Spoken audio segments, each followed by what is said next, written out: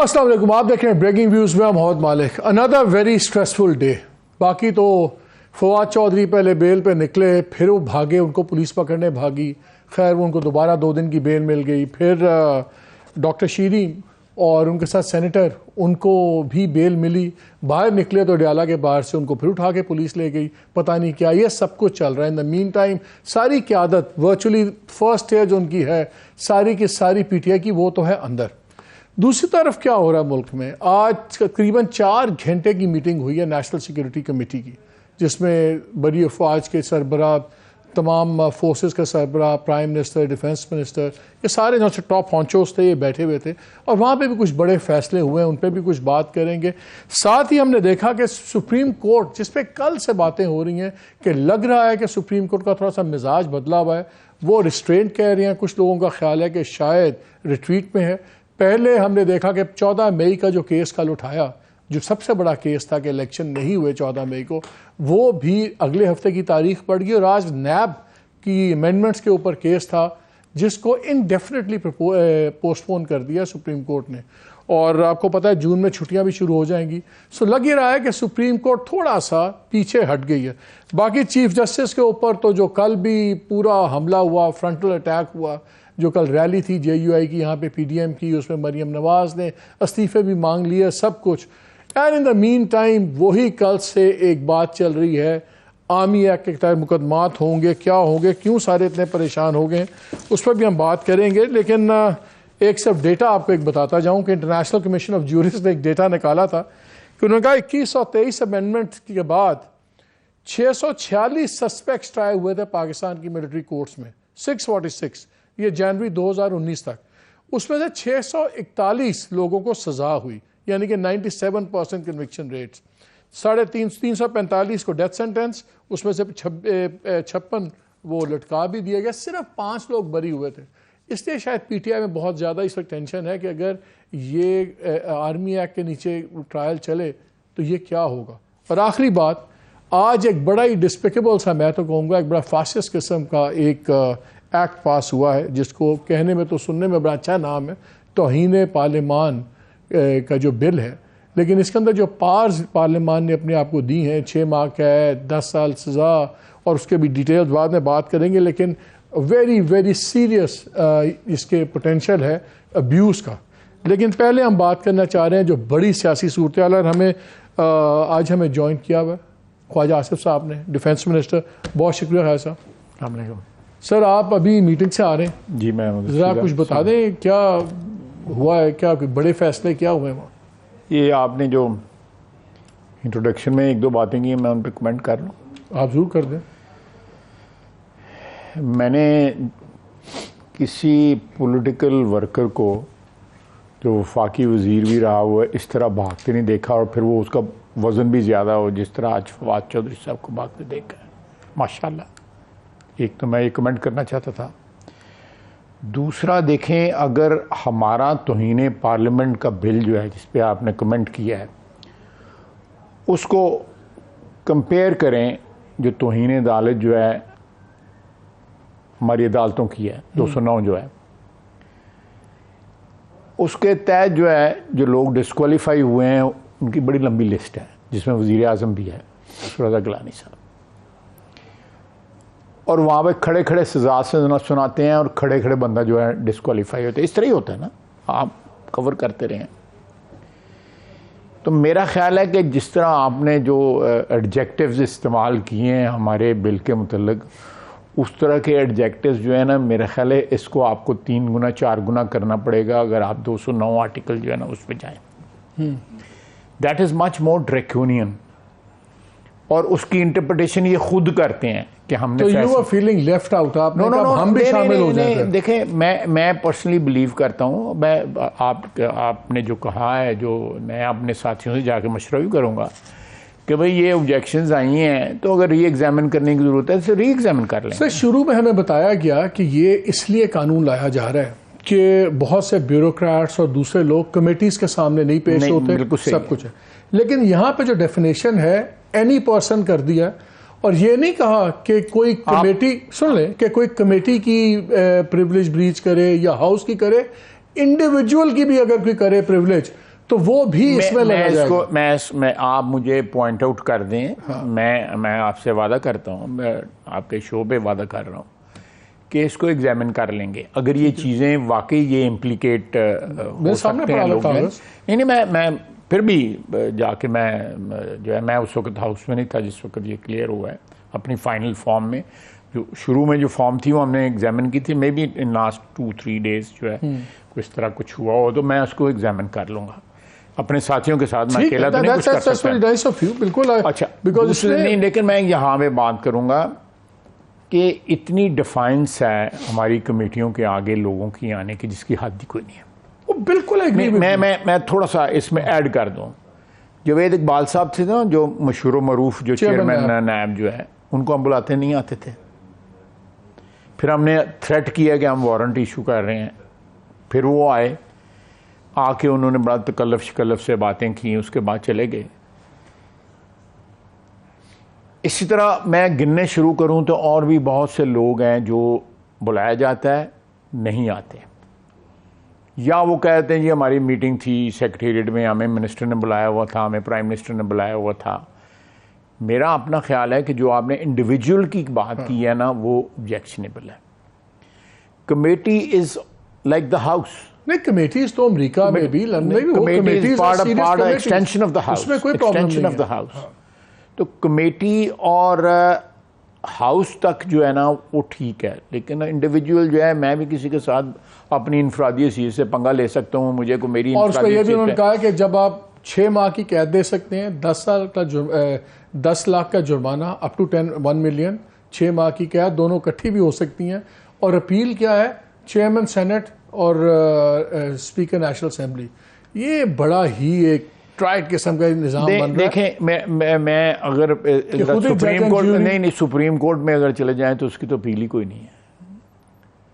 Supreme court का पूरा structure नहीं, मेरी बात सुने। जब यूसुफ रज़ा गिलानी साहब को सजा हुई, उसकी कोई अपील नहीं थी। देखिए, वहाँ लीगल, मेरा मतलब है जो सुओ मोटो नोटिस लिया जाता है उसकी कोई अपील है मेरी प्लीज नहीं, वो आई एग्री, लेकिन मुझे मुकम्मल तो कर ले, मेरी अर्ज तो सुन ले। मैं हाजिर होता हूँ आपके आगे जो है, आ ही गए हैं तो गलत कर दे जड़ा। यानी अगर आप सुओ मोटो नोटिस पे कोई फैसला करते हैं, उसकी कोई अपील है तो उस पर तो आप कानून ला रहे हैं ना। कानून हमने लाया हुआ है, कानून जो है वो कोल्ड स्टोरेज में चला गया।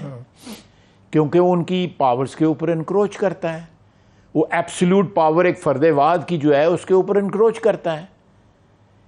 तो ये अगर मेरा मतलब है, इस पे आपका ज़मीर नहीं जागा जब सुप्रीम कोर्ट वाले कानून के ऊपर और पार्लियामेंट के कानून के ऊपर ज़मीर जागना शुरू हो गया। को थोड़ा सा हमें भी अकोमोडेट करें। मैं आपको बताऊं, मसला ये है, आप लोग पॉलिटिकल लाइंस पे डिवाइडेड होते हैं। आपकी क्लियरली बात होती है। मसलन मैं कल को अगर लेट्स से आपकी पार्टी के लीडर नवाज शरीफ साहब या मरियम नवाज, वो अगर मेंबर ऑफ द हाउस हो और मैं कोई बात करूं, आपकी कमेटी में जितने लोग बैठे होंगे सारे मेरे खिलाफ फैसला देंगे। नहीं, इस तरह नहीं इसी तरह स्प्लिट होगा। ऐसे होता है। पॉलिटिकल लाइंस के ऊपर तो अदलिया भी डिवाइड होगी। वो तो आजकल हो गई है ना। चलो मेरे पास खतरा तो हो गया ना, तो वो तो पॉसिबिलिटी तो हो गया नहीं। जो जिस इदारे में नहीं होना चाहिए था वहां हो गया। तो जो इदारा पहले ही मैं बिल्कुल एग्री कर रहा हूं, वो तो बिल्कुल ही तबाही। मैं बिल्कुल अपने आपके आर्गुमेंट से एग्री करता हूं। मैं बिल्कुल आपके आर्गुमेंट से और स्पीकर और जो सेनेट चेयरमैन होगा वो आपका रूलिंग से, वो गवर्नमेंट की रूलिंग पार्टी वहां तो फिर स्पीकर और सेनेट चेयरमैन के पास अपील जाए। यहां तो अपील ही कोई नहीं है। और हम अपील का हक देने के लिए बिल लाए हैं, उसमें इंट्रोड्यूस किया ये शेख जो है, और उसको लेके बैठे हुए। और इसमें यह भी क्लियर नहीं है, अभी साइलेंट है, कि अगर ऐसी कोई सजा होती है, क्या कोर्ट्स उसकी कॉग्निजेंस ले सकती हैं या नहीं ले सकती। मतलब बिल्कुल ही आप लोगों ने अपनी जगह पान सा बन गया सर। एक जो है माहौल जो है, मौजूदा माहौल जो है वो का बाजू का जो है डिक्टेट करते हैं। तो we should not get carried away ना। आई एग्री विद यू, बिल्कुल मैं 100% एग्री करता हूँ। It could be revisited. तो आप रीविजिट करवाएंगे? मैं आपके मैं जो भी मेरी औकात है उसके मुताबिक करूंगा। नहीं, आप बड़े हैवी वेट हैं, आप अपने आप को रीविजिट। लेकिन आप देखें, हमने सुप्रीम कोर्ट की रीविजिट करने की कोशिश की है, लेजिस्लेशन करने की कोशिश की है, वो नहीं अभी तक थ्रू हुई। अच्छा, एक और बात मैं आपको ये बात बताना चाहता हूँ कि ये आप कंपेयर कर रहे हैं ना, जो है उसमें कंपैरिजन कर रहे हैं। मैं यहाँ पे पाकिस्तान की पब्लिक के लिए बताना चाहता हूँ। पाकिस्तान में हाईएस्ट पेड गवर्नमेंट ऑफिशियल जो है सुप्रीम कोर्ट का चीफ जस्टिस। ठीक है, मेरी कितनी तनख्वाह है? कितनी है? 1,68,000। उसकी कितनी तनख्वाह है? हमेशा 15 है, 16 लाख। 16 लाख। और वो तनख्वाह ताहयात पेंशन है, मेरी कोई पेंशन नहीं है। मेरी बात सुनो। आई डोंट थिंक इतनी कोई ज्यादा तनख्वाह है फ्रैंकली, मतलब कि मैं 1 लाख अरबों रुपए के फैसले कर देते हैं जजेस। आप अरबों रुपए के, उनका इम्पैक्ट है। मैं मालिक, मैं आपको फिगर बताया, 2200 अरब रुपए के फैसले पेंडिंग है सिर्फ एफबीआर के, अदलिया के आगे। 2200 अरब रुपए के, कितना? 2.2 ट्रिलियन रुपीस के ठीक है, फैसले पेंडिंग है। 4 लाख केस पेंडिंग है। ये क्या है? मेरा मतलब है, और तनख्वाहें नहीं ला रहे हैं कि सामने नहीं जा रही हैं। मुझे यहाँ पे एक छोटी सी क्विक ब्रेक लेनी है। ब्रेक के बाद आके जरा नेशनल सिक्योरिटी कमेटी पे पहले बात कर ले, बिकॉज पूरे ट्रेलर तक हो गए, चलो फिल्म बाद चला लेंगे। छोटी सी एक ब्रेक पे बाद आके बड़ी सीरियस बातें होनी है कि लग ये रहा है कि शायद इस मुल्क में इमरजेंसी लगाने की भी तमाम लवाजमात पूरे हो गए। क्या इनकी गवर्नमेंट एक्चुअली जा रही है उधर, और इस पर क्या बात हुई आज जो मीटिंग थी सिक्योरिटी कमेटी की, इस पर बात करेंगे इस ब्रेक के बाद।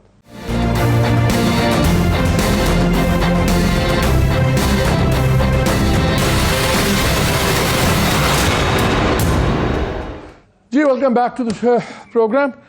ब्रेक से पहले बात करी थी, पहले वो हम इस कोर्ट की तरफ चले गए। ये बताएं आज सिक्योरिटी कमेटी की मीटिंग में बड़े फैसले क्या हुए हैं आपके? देखिए, मैं फैसले तो कम्युनिके आएगा।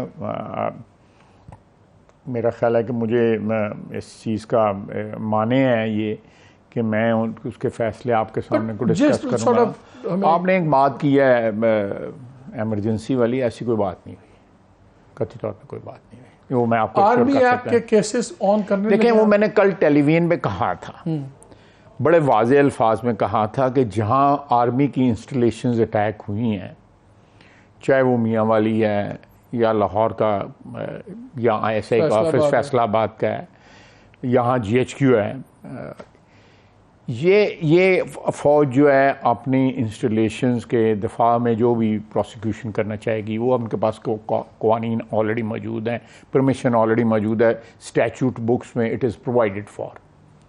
So that is something. उसके बाद जो सिविलियन डैमेज हुए हैं मुख्तलिफ जगह के ऊपर, चीज़ें जो डैमेज हुई हैं सिविलियन इंस्टॉलेशंस या लॉ एंड ऑर्डर की जो सिचुएशन, आपको आर्मी ने इंटीमेट कर दिया है कि जहाँ जहाँ आर्मी के इंस्टॉलेशन पे हमला हुआ है, हम उस पे करेंगे। मेरी देखे ना, उनको उस सिलसिले में कोई परमिशन लेने की ज़रूरत ही नहीं है। इन्फॉर्म तो आपको करेंगे। मेरा मतलब that is just a formality, लेकिन जो कायदा कानून जो है, has that formality been done? हो जाएगी 1-2 दिन में पूरी हो जाएगी सर। मतलब आप डिफेंस मिनिस्टर भी है ना, इसलिए पूछ रहा हूँ कि जरूरी नहीं कि सिक्योरिटी कमेटी में हो आपसे, मेरा मतलब उसका जो भी होगा कि ये वो डेफिनेटली वो आएंगे, वो हमें इन्फॉर्म कर देंगे कि ये केसेस जो है हम डील कर रहे हैं। क्यों आपको जुडिशियल प्रोसेस पे एतबार खत्म हो गया आप लोगों का कि जो नॉर्मल दूसरा प्रोसेस है? मैं ये हमेशा मालिक जो है इस किस्म की इंस्टीट्यूशंस में जब अटैक होता है, चाहे वो अमेरिका हो चाहे वो UK हो, मैं बड़े मुल्कों की बात कर रहा हूँ, तो इसी तरह होता है कि वहाँ पे सिविलियन कोर्ट्स में नहीं होता, उनकी आर्मी की अपनी जो अदालतें होती हैं, and they are not like special military courts जो है, उसमें सारा प्रोसेस जो है प्रोवाइड किया जाता है। मैं इसलिए पूछता हूँ क्योंकि एक केस अभी तक पेंडिंग है, हसन अस्करी, एक यंग गाय जिसने खत लिखा, वो एक्सटेंशन के ऊपर जनरल बाजवा का दूसरे जनरल्स को लिख दिया, फिर सजा होगी, फील्ड कोर्ट मार्शल हो गया उनका, उनकी अपील पड़ी हुई है अभी हाई कोर्ट के अंदर कि जी सिविलियन का ट्रायल नहीं हो सकता, उसको सजा से नहीं हो सकती, वो पेंडिंग चल रही है। तो क्या यहाँ वही चीजें नहीं, सिविलियन जब वो लाइन क्रॉस करेगा जहाँ पे हमारी सिक्योरिटी फोर्सेस की जो है वो क्या कहते हैं हदूद स्टार्ट होती हैं, कि मैं फ़र्ज़ करें उठ के खुदा न खास्ता जो है किसी आर्मी की इंस्टॉलेशन के ऊपर हमला कर देता हूँ, मैं उसको सैबोटेज कर देता हूँ, उसके ऊपर कोई खुदा न खास्ता जो है कोई बॉम्ब फेंक देता हूँ या फायर कर देता हूँ, तो वो that is something breach of security. Imran Khan साहब ने तो अब सीधा इल्ज़ाम लगाया है, पहले उन्होंने इल्ज़ाम लगाया DGC के ऊपर कि जी ये इन्होंने मुझे असैसिनेट करवाने की कोशिश की। फिर उन्होंने लेटेस्ट बयान में अपने कहा कि उनके ऊपर भी जो 2 ऑफिसर्स हैं उन्होंने ग्रीन लाइट दी, ग्रीन सिग्नल दिया। अब वो डीजी आए और आर्मी चीफ के ऊपर भी इल्ज़ाम आ गया। तो फिर क्या आप लोग ये केस भी आर्मी एक्ट में जा सकते हैं? मैं एक बात, एक बयान बीच में मिसिंग है। आप जो बातें की हैं, हमने 2 बयान किए हैं, एक बयान नहीं किया। उन्होंने ये कहा है कि अगर मुझे दोबारा गिरफ्तार किया गया तो इसी तरह का रद्द-ए-अमल फिर हो सकता है। चल नहीं, पहले उस सवाल को कर लें। वो भी आर्मी जो मैं केस बिल्डअप करने की कोशिश कर रहा हूं, मुझे इजाजत तो देना कि एक बंदा एक तरफ ये कह रहा है कि ये ISI ने किया है या फलां ने किया है, फलां साथ जो है अपनी गिरफ्तारी का मुस्तकबिल का रद्द-ए-अमल भी बता रहा है। तो इसका मतलब है कि पहला भी उनकी गिरफ्तारी का रद्द-ए-अमल था और आइंदा भी गिरफ्तारी का रद्द-ए-अमल लगा। वहां पे ISI कहां आ गई या दूसरे एजेंट्स कहां पे आ गए? लेकिन मेरा आर्गुमेंट आप समझ गए, लेकिन उसका एक जवाब है। आज इलामिया आया है पाकिस्तान तहरीक-ए-इंसाफ का, जिसमें उन्होंने कहा है कि जी 2 चीज़ें हैं। एक तो उनके चेयरमैन ने कहा है कि आप सुप्रीम को, पहले उन्होंने कहा था कि सुप्रीम कोर्ट ऑफ पाकिस्तान के जजेस पर मुश्तमिल एक आला सतही बाइख्तियार कमीशन तश्कील करें और हम उनके पास काफ़ी शवाहिद हैं, हम उनको बताएंगे। और उन्होंने इल्ज़ाम लगाया कि मुसल्लह इंतशार पसंद दाखिल किए गए उनके जलसों में, जिन्होंने जलाओ घेराव को हवा दी और दूसरी तरफ पुरअमन अनहत्ते शहरियों पर गोलियां बरसाईं, जिसके नतीजे में दर्जनों मासूम शहरी शहीद और सैकड़ों जख्मी हुए। खान साहब ने कहा कि 40 से करीब लोग मारे गए। कहाँ उनके जनाजे पड़े गए हैं, कहाँ उनकी कब्रें हैं, किस शहर में ये लोग जो है उनके जो है इस तरह जिनकी जान गई है, किस शहर में हुआ है, को बताया उन्होंने? तो इंक्वायरी करवा दें। मेरा मतलब वो बताएं ना, क्लेम उनका है ना, वो बताएं। हम जाके इंक्वायरी कर लेते हैं। फैसलाबाद है, लाहौर है, सियालकोट है, पिंडी है, मुल्तान है, कराची है, पेशावर है, बताएं तो सही। उनके नाम बता दें, कुछ तो बताएं ना। आपके पास नाम है जितने लोग? बिल्कुल हमारे पास ना तस्वीरें हैं, नाम है। हम जिन जिन बंदों हैं उनका बाकायदा तस्वीरें हमने पब्लिश कर रहे हैं सोशल मीडिया के ऊपर और अखबारों के अंदर, और उन लोगों के एड्रेस बता रहे हैं, PTI के साथ उनकी जो एफिलिएशन बता रहे हैं। नहीं, वो तब उन लोगों की बता रहे हैं जो इन्वॉल्व है। मैं बात कर रहा हूँ, वो कह रहे हैं कि 40 से ज्यादा हमारे पास तो इस किस्म की कोई इन्फॉर्मेशन नहीं है। हमारे पास लिस्ट मौजूद है जो लोग इन हंगामों में इन्वेस्टिगेशन अगर कमीशन बना दे सुप्रीम कोर्ट का, तो क्या है? देखे ना, मैं इल्जाम लगाता हूँ कि इतने बंदे मर गए हैं, मुझे पता होना चाहिए ना बंदे कहाँ मरे हैं, मुझे ये भी बताना चाहिए, लाजम है ये। मालिक साहब, आप बड़े मंजे हुए साफ़ी हैं, को पूछे तो सही उनसे कहाँ मरे हैं। चांद पे मरे हैं, मरीख में मरे हैं, लायलपुर मरे हैं, पसरूर मरे हैं, सियालकोट मरे हैं, उनके नाम क्या हैं, उनकी कोई तस्वीर बता दें, जहाँ जनाजा पड़ा गया वो जगह बता दें। ये हवाई बातें ना करें। लोग जो हैं बेवकूफ़ नहीं हैं। इन्होंने पिछले 1 साल में इतने झूठ बोले हैं और इतने यू टर्न लिए हैं कि लोगों को अब ट्रैक भी नहीं रहा, ना उनको अपनी खुद भी ट्रैक नहीं रहा। लेकिन एक सवाल मेरा वही, आप ये कह रहे हैं कि जहाँ जहाँ हमले हुए हैं इंस्टॉलेशंस के ऊपर, तो आप ज़ाहिर अब आर्मी एक्ट की जो सेक्शन 2 है उसके अंदर ये चीज़ें हैं जिसमें ये एम्पावर होता है। उसके अंदर दूसरी भी कुछ ऐसे एलिमेंट्स हैं एम्पावर होते हैं जिसमें ये ट्रैक कर सकता है क्लॉज कि जो खान साहब ने इल्ज़ामात लगाए हैं। क्या अस्करी लीडरशिप की और आप लोगों की, गवर्नमेंट की, इस पर कोई डिस्कशन हुई है कि क्या खान साहब के ऊपर भी आर्मी एक्ट में इसमें मुकदमा बनाया जा सकता है या सोचा गया है जो उन्होंने डायरेक्ट इल्ज़ामात लगाए? I am not witness to any conversation which pertains to these allegations, you know. लेकिन अगर इधर आप इसके हक पे हैं आर्मी एक्ट के, आप डेमोक्रेसी है, पार्लियामान है, अदालतें हैं, जो भी है, मिलिट्री कोर्ट्स, मेरी बात सुने। मैं आपको एक सिचुएशन जो क्रिएट हुई है पाकिस्तान में, पहले कभी भी किसी स्टेज के ऊपर आर्मी इंस्टॉलेशन इस तरह अटैक नहीं हुई। Do you agree with me? ठीक है, पिछले 75 साल में हम एक बड़े सेंसिटिव से एरिया के अंदर जोग्राफी जो हमारी जो है बड़ी सेंसिटिव है। हमारा दुश्मन जो है, एक अज़ली दुश्मन जो है, वो 75 साल से हमारा हमसाया है। हमारे यहाँ पे इंसर्जेंसी की 2-4 तहरीकें भी चल रही हैं। हमने जो एक जंग लपेट ली थी, अपने ज़िम्मे ले ली हुई है पिछले 40-45 साल से, जो है उसका भी जो सारे इफ़ेक्ट्स जो हैं बुरे अच्छे जो हैं, अच्छा तो कोई नहीं है, बुरे ही बुरे हैं सारे के सारे, वो भी हम अच्छा था। डॉलर आए थे गवर्नमेंट के पास, काफी डॉलर्स आए थे। गए, किसने दिए? पहले जनरल ज़िया के वक्त इंडिविजुअल्स का तो अच्छा हो गया ना, मुल्क का बेड़ा गर्क हो गया। बिल्कुल सही कह रहे हैं, आई एग्री विद यू। इस किस्म की सिचुएशन जहाँ पे इंसर्जेंसी होती है या जहाँ पे इस किस्म की कैटास्ट्रॉफिक जो है वो सिचुएशन क्रिएट होती है, तो वहाँ पे स्पेशल जो है मेजर्स जो है ना बड़ी बड़ी जमहूरी ताकतों ने भी ली हैं।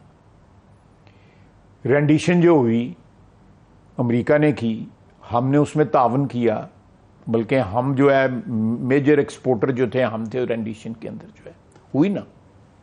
ग्वांटानामो बे बना, उनका कानून है, उनकी स्टैट्यूट बुक्स है, उसकी वायलेशन करके उन्होंने पेट्रियोटिक एक्ट बना, पेट्रियट एक्ट बना उनका, और उन्होंने वो टेरिटरी डिक्लेयर कर दी कि ये हमारे उससे बाहर है।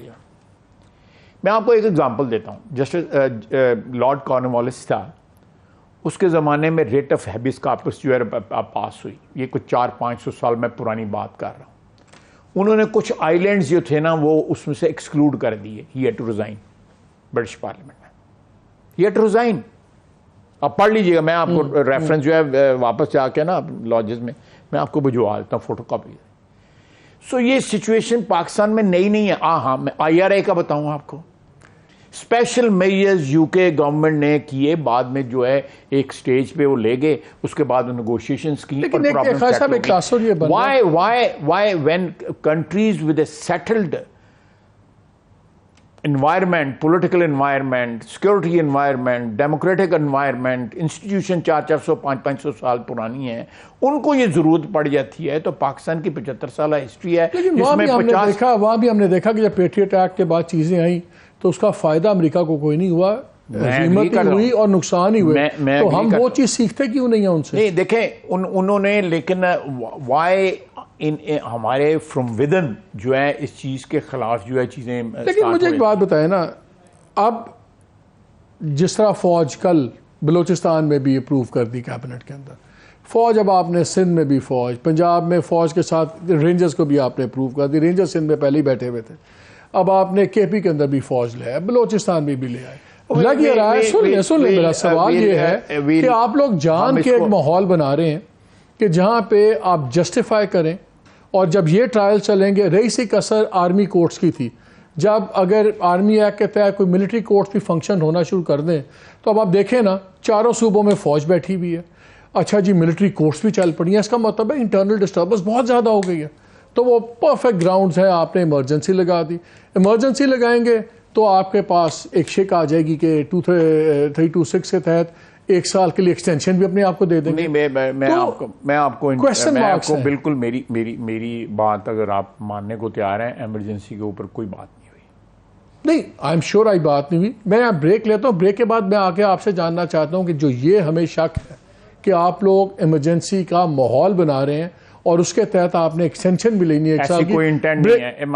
I can vouch for it, कि ऐसी कोई इंटेंट नहीं है किसी लेवल के ऊपर इस मौजू के ऊपर जो है तबादला ख्याल नहीं। आपको इमरजेंसी किसी लेवल पे आपकी government, I just want to clarify, आप ये कह रहे हैं कि इमरजेंसी की पॉसिबिलिटी किसी लेवल पे आपके आज हाईएस्ट जो सिक्योरिटी का फोरम है उसके ऊपर बहस हुई है, उसमें इमरजेंसी की कोई बात नहीं। आज नहीं, लेकिन इससे पहले आपकी वज़ीर आज़म की वैसे बात हुई है? कोई बात आपस में किसी लेवल पे, किसी लेवल के ऊपर इसके ऊपर बात नहीं हुई इमरजेंसी की।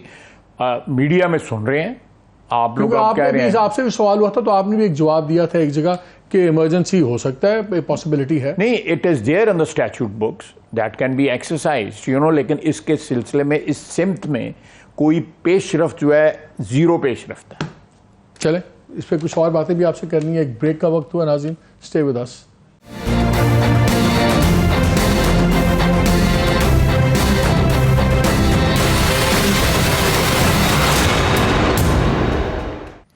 जी, ब्रेक से पहले हम बात कर रहे थे इसके ऊपर, पॉसिबिलिटी ऑफ इमरजेंसी, जिस पर डिफेंस मिनिस्टर साहब ने एब्सोल्युटली ख़त्म कर दी।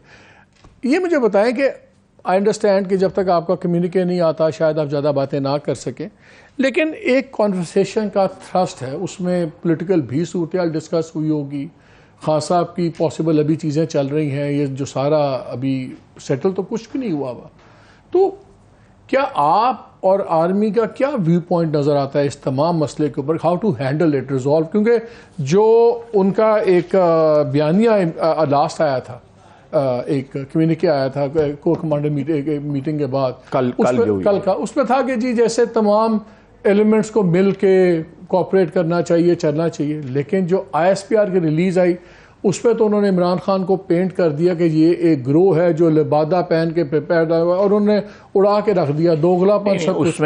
उसमें तो अगर आप ऐसे करेंगे? कम्युनिके में अगर देखें तो उसमें कौमी इत्तेफाकी राय की भी बात हुई। हाँ, लेकिन जब एक पार्टी को आप फॉर्मर प्राइम मिनिस्टर की पार्टी को आप कहते हैं वो दोगलापन कर रहे हैं, वो तो सियासी लिबादा उड़े हुए हैं, 75 साल में दुश्मन ने नहीं किया जो इन लोगों ने कर दिया, तो फिर वो किस डायलॉग, कैसे, वो कौन सा कौमी कंसेंसस है फिर?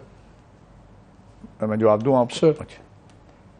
देखें, जो वो एनालिसिस है ना कि दोगलापन है, बात कुछ करते हैं फिर उससे उसको मुकर जाते हैं, रिट्रैक्ट करते हैं, उसके बाद नया स्टांस ले लेते हैं, हर तीसरे चौथे दिन उन्होंने एक नई पोजीशन ली होती है। तो जो भी डिफाइन करेगा उनका मेंटल स्टेट या पॉलिटिकल उनका जो बिहेवियर है वो इसी तरह ही करेगा कि वो एक जगह खड़े नहीं होते। दोगलापन नहीं, बल्कि मैं दोगला तो 2 होते हैं ना, मैं इसमें 3 कर दूंगा, 4 कर दूंगा, 5 कर दूंगा। मुझे ये बताएं कि मालिक साहब के जो ट्रीटमेंट उनको मिल रही है, मैं भी कहता था, आपको पता है, you are friend of mine for 3 decades, fortunately और अनफॉर्चुनेटली प्रॉब्ली। तो वो आप मुझे बताएं कि कोई ऐसी कोई रायत मुझे आपको नजर आई थी, मुझे मिली है जिस तरह की रायतें इनको मिल रही हैं कि फौरी तौर पे भागते हैं, दौड़ लगाते हैं, साह चढ़िया अदालत जाते हैं, जमानत मिल जाती है। 8 जमानत, 12 जमानत, 24 जमानत, 40 जमानत। आप मुझे बताएं कि ये कैसा, आपने क्रिटिसाइज किया पार्लियामेंट को, मैंने एक्सेप्ट किया है, मैंने कहा रिविजिट कर, लेकिन ये जुडिशरी में क्या हो रहा है, ज़रा मुझे समझाएं। आप मेरे से ज़्यादा एक्सपीरियंस्ड हैं और आप जो है जिस ज़माने में ये सारा कुछ तैयार हो रहा था, ये हांडी जो है पकनी चाय से मसाले शसाले डाल रहे थे, आप उस ज़माने में न्यूज़ में कॉलम लिखते थे, याद है ना आपको? You were a very well informed person, आपको पता था ये हो रहा है।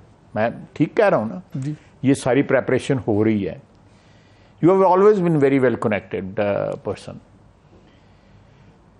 मेरा मतलब है बड़े बड़े हैवी वेट्स जो है आपके, मेरे जैसे फुकरे तो जो है नहीं, आप आजी से काम ले रहे हो, लेकिन आपको पता है कि ये किस तरह सारा कुछ तैयार हुआ। Let's not talk as a anchor person and me as a political worker, ये किस तरह तैयार हुआ। अब ये फेलियर जो है नजर आई इन स्पॉन्सर्स को कि ये एक्सपेरिमेंट फेल हो रहा है।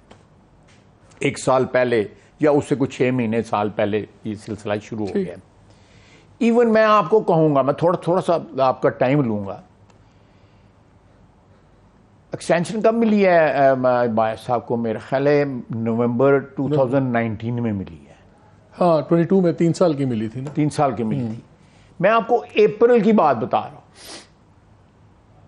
उस वक्त भी इनका एतमाद इनसे उठ गया हुआ था, जो इनके स्पॉन्सर्स थे, जो कफील थे इनके, जो है जिस तरह दुबई में कफील, वो कहते हैं कि हमने मार्च में कन्वे कर दिया था खान साहब को कि जी हम आपके साथ एक्स्ट्रा कोई अब नीचे कदम उठाएं। मार्च तो ये पिछले साल की बात कर रहे हैं, एक्चुअली 2019 की, वो 2019 की उन्होंने जरूर कन्वे कर दिया। मैं आपको बिलीव करता हूं, मैं तो अप्रैल की बात कर रहा हूं। वो क्लेम करते हैं, वी डोंट नो। नहीं, क्वाइट पॉसिबल, मैं चल मान लेता हूं। मुझे जो 22 तक वो चलते तो गए इनके साथ, सॉलिड चलते गए, सॉलिड चलते। यही मैं कह रहा हूं कि कितना एक्सपेंसिव एक्सपेरिमेंट था कि they had realised early 2019, less than 1 year into to the tenure of PTI's government, उनको ये रियलाइज हो गया हुआ था कि हमसे गलती हो गई है।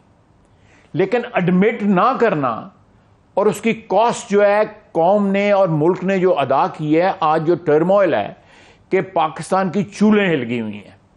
We are a very very vulnerable state. खैर साहब एक बात बताएं, अब मैं आपसे इसलिए पूछ रहा हूं, इमरजेंसी एक पॉसिबिलिटी है, इस वक्त सूरत ये है, आप लोग सर मांगते हैं चीफ जस्टिस का, रिजाइन करें, तनख्वाहें वापस करें और वो हम करें। इंसाफ मांगते हैं उनसे। चले आपके नजदीक इंसाफ होगा ना। मरियम नवाज ने कल तो पूरी तकरीर की है ना, और हम बाकी भी इंसाफ करते हैं। मांगते हैं उनसे। ठीक है ना। Anyway, मैं सिर्फ इतना कहूंगा, आप उनकी बात नहीं मान रही, हुकूमत नहीं बात मान रही। सुप्रीम कोर्ट का 14 मई का ऑर्डर इस तमाम शोर में दब गया जो ये आगे लगी तबाही फिरी। लेकिन हुआ इस मुल्क में ये है कि सुप्रीम कोर्ट ने कहा इलेक्शन करवाएं, आप लोग इलेक्शन नहीं करवाते। ये है असल crux of the problem. Election आप क्यों नहीं करवाते? क्योंकि आपको यकीन है ऑब्वियसली कि आप हार जाएंगे। ऐसी कोई बात नहीं। तो फिर आप अगर इलेक्शन करवाते तो मसले खत्म हो जाए ना। हमारा आर्गूमेंट ये है जो मैं बहुत दफा दे चुका हूं कि इलेक्शन इकट्ठे हो जाएं अक्टूबर के अंदर। अगर आप पंजाब में इलेक्शन करवाते हैं, पंजाब 65% पाकिस्तान है, वो एक कंट्रोवर्सी ट्रिगर करेगा कि पंजाब के इलेक्शन हो रहे हैं और ये जनरल इलेक्शंस को भी इन्फ्लुएंस करेंगे और बाकी 3 सूबों में। मेरी भी कोई प्लीज आइन की बात करें, प्लीज मेरी आइन में कतगन तो नहीं है ना? प्लीज तो मेरी बात प्लीज मैं हाथ जोड़ता हूं, मैं हाथ जोड़ता हूं, मेरी बात हुक्म सर, हुक्म। मैं खामोश नहीं, मैं आप करें बात। चले नहीं आप बात मैं आर्गूमेंट मेरा आर्गूमेंट कंप्लीट प्लीज आप करें फिर मैं सवाल I beg of you sir. आप खुदा की कसम सीरियसली मैं हाथ जोड़ता नहीं आप बताएं ना। देखिए वो ये अगर ये है कि 90 दिन में इलेक्शन होने हैं तो साथ ये भी है कि एक दिन इलेक्शन होने हैं। ये भी आइन का हिस्सा है ना, ये आइन से बाहर से तो नहीं है। हम कहते हैं एक दिन इलेक्शन कर लें। हमें नेगोशिएटर जो आए थे वो हमारे साथ सितंबर के एंड में या अक्टूबर के शुरू में इलेक्शन मांग के थे। इमरान खान ही माना, उन्होंने कहा ये हमारा लीडर नहीं माना। हमने कहा था कि ठीक है जी, आप जुलाई में समवेयर इन जुलाई एंड जुलाई में जो है इसको रैप अप करें और उसके ऊपर कर दें। अब बात आती, मैं दोबारा उस अपने आर्गूमेंट की तरफ आता हूं कि पंजाब के ऊपर जो है पिछले 75 साल में बड़े इल्जामात लगे हैं और पाकिस्तान के ब्रेकअप का मेन जो ओनस है, रिस्पॉन्सिबिलिटी जो पंजाब पे आती है। अब क्या हो रहा है कि सितंबर में एक बलोची जो है बनने जा रहा है चीफ जस्टिस और पंजाबी रल के साजिश कर रहे हैं कि वो ना बने।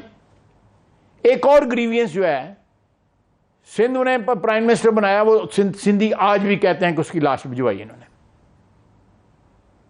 इसी तरह ग्रीवियंस जो है उनके केपी के हैं। तो आप क्यों फॉर गॉड सेक जो है इस एक, अगर हम चाहते हैं कि एक दिन इलेक्शन हो जाए, वो भी आइन में लिखा हुआ है, 90 दिन के अंदर जो है लिखा हुआ है, वो भी आइन में लिखा हुआ है। लेकिन ये सेंसिटिविटीज हैं फेडरेशन की। एक फेडरेशन जो ऑलरेडी फ्रैक्चर्ड है, ऑलरेडी पोलराइज्ड है। पॉलिटिकली इस आर्गुमेंट पे बहस नहीं हो रही। ये लॉपसाइडेड है ना। पंजाब में आप इलेक्शन जीत लें तो आप अकेले पंजाब पे गवर्नमेंट बना सकते हैं, federal government. That is a political argument. बात है आईनी आर्गुमेंट ये है कि कोई भी फेडरेटिंग यूनिट जो है वो अपना डिसॉल्व करके अपना इलेक्शन लड़ सकता है। ये आपका बात है कि उसका पॉलिटिकल इम्पैक्ट है, वो बिल्कुल वॉर बहस है। लेकिन इससे पहले बहस कर ले आइन की, कानून की। आइन में ये कदगन नहीं है, कंडीशन नहीं है कि एक दिन सूबों के और नेशनल असेंबली के हों। आइन में दे कैन बी इंडिपेंडेंटली। ये एक दिन के है, बिल्कुल है, सर सुन ले, इकट्ठे इलेक्शन का है। नहीं सर उसमें सुन लें, उसमें जो प्रोविंशियल, अगर anybody dissolves a provincial government, it is not bound कि वो फिर नेशनल असेंबली के साथ इलेक्शंस होंगे। ये एक सिकम है जो रह गया था जब इन्होंने चेंजेस की, और ये आइन में आपको दुरुस्त करनी पड़ेगी। तब तक ये पॉलिटिकल सवाल तो आपका जायज़ बनता है, लेकिन आइनी तौर पे नहीं। मेरा सवाल एक बड़ा सिंपल है। आप कोर्ट ने एक फैसला दिया, सुप्रीम कोर्ट ने, आपने नहीं माना। वो कहते हैं फैसला 3-2 का, वो आप 3-2 का तो हम 3-2 को आप अदालत ही नहीं, आप अदालत ही नहीं मानते। अच्छा, उस पर भी 2 लीगल बहसें वो भी चल रही हैं। अब इशू ये है कि अगर एक मुल्क में सुप्रीम कोर्ट का हुक्म नहीं इम्प्लीमेंट होता, सही या गलत, वो मुल्क का निज़ाम कैसे चलेगा, कैसे चल सकता है? It means right now constitution नहीं है पाकिस्तान में। इसकी चीज की 2 इंटरप्रिटेशन है, एक जो मैं कर रहा हूं, एक आप कर रहे हैं। आप इसलिए कर रहे हैं कि क्योंकि बहस करनी है हमने। नहीं sir, it's a serious issue. No, it is a serious issue. लेकिन जो मैं कह रहा हूं वो भी एक सीरियस इशू है कि आप जो है इन सूबों को, मैं पॉलिटिकल लेवल पे मानता हूं, आई एग्री विद यू। मेरा मतलब है कि आप 1971 में ईस्ट पाकिस्तान गया ना, आपने जितने भी इकदाम उठाए लैंग्वेज से लेके कि उर्दू नेशनल जबान होगी, उसके बाद आपने AK फजला की गवर्नमेंट डिसमिस की, जो 127 सीटें लेके इलेक्ट हुआ था बंदा, मेजॉरिटी थी। उसके बाद वो आपने हुसैन शहीद सोहरावर्दी एक और बंगाली को माजूल कर दिया। आपने इस तरह के बेशुमार किए, वो आइन और कानून के मुताबिक सारे करेक्ट थे। ठीक, 1970 तक करेक्ट थे, बिल्कुल बिल्कुल करेक्ट थे। 1970 में आके ने जो है आपने गलती की कि आपने इलेक्शन करा के उसके बाद जो आइन आपको डिक्टेट करता था आपने उस पर अमल ना किया, और क्या हुआ कि मुल्क जो है टूट गया। तो अब प्लीज मैं प्लीज मुझे मोहलत देना। Take your time. इसलिए जो मैं थोड़ा सा पैशनेट होकर बात करता हूं और आप बीच में जो पंगा लेते हैं ना, प्लीज जो है ना वो प्लीज, मैं आई बेग ऑफ यू, मैं सुन रहे हैं। अगर आप यही रवैया फिर अपनाते हैं, वो सारा का सारा पॉलिटिकली मोटिवेटेड था, और उस वक्त आइन जो 1956 तक हमारा आइन ही नहीं था, उसका क्या नतीजा निकला जो आप आर्गुमेंट दे रहे हैं, मैं उसके अगेंस्ट ये आपको एक हिस्टोरिकल पर्सपेक्टिव जो है एविडेंस प्रोवाइड करके कह रहा हूं कि आप फिर पाकिस्तान को खुदा न खास्ता तोड़ेंगे। आप जो है एक आपने हिसाब लगाया हुआ है कि आपके यहां पे जो एक टोला है वो फायज ईसा को नहीं आने दे रहा, उसने दे हैव वाउड कि हम इसको नहीं आने देंगे। ये सारा रौला ही उस चीज का है। आप उसकी बीवी को बुला कर रोल छोड़ते हैं अदालतों के अंदर, आपको शर्म ना आई कि आपका पीयर है, आपका एक कॉमरेड है, उसकी फैमिली को रोल रहे हैं किसी के एस्टेब्लिशमेंट के कहने के ऊपर? आपको शर्म आनी चाहिए। You should be ashamed of yourself कि आप किस कुर्सी पे बैठे हुए हैं। मुझे यहाँ पे खैर साहब एक ब्रेक लेनी है, लेकिन मैं ब्रेक से एक सवाल आपके लिए छोड़े जा रहा हूँ। आई एग्री विद यू कि पॉलिटिकल इम्प्लीकेशंस हैं। मेरा सवाल बड़ा सिंपल है। आपने कहा कि मुल्क उस तरह टूटते हैं, अगर मैंने आपको अपने मुल्क की, मैं किसी और मुल्क मैं अपनी की बात अपने मुल्क की हिस्ट्री, लेकिन मेरा सवाल आपसे ये है कि अगर टॉप जो कोर्ट है सुप्रीम कोर्ट, अगर उसके फैसले डिफाई करेगी हुकूमत वक्त, तो तब भी मुल्क कैसे चल पाएगा? और सवाल ये है अब डी एस्केलेट कैसे होगी situation? Something has to give. Break के बाद मैं ब्रेक लेता हूं, क्योंकि नाज़रीन इससे टेंशन इतनी है कि गवर्नमेंट सुप्रीम कोर्ट के एक दूसरे के खिलाफ खड़े हुए, सुप्रीम कोर्ट इनसे नाला है, पॉलिटिशियंस एक दूसरे से बात नहीं कर रहे, फौज और जुडिशरी ये डिफरेंट पेजेस पे हैं। लगता ही है कि इस वक्त एब्सोल्यूट एक मेल्टडाउन हो गया है जो परफेक्ट स्टॉर्म है। मैं जानना ही चाहता हूं डिफेंस मिनिस्टर साहब से कि क्या चीज़ डी एस्केलेट पहले होगी तो कोई बात आगे चलेगी? कोई पॉसिबिलिटी है डी एस्केलेट की? इस ब्रेक के बाद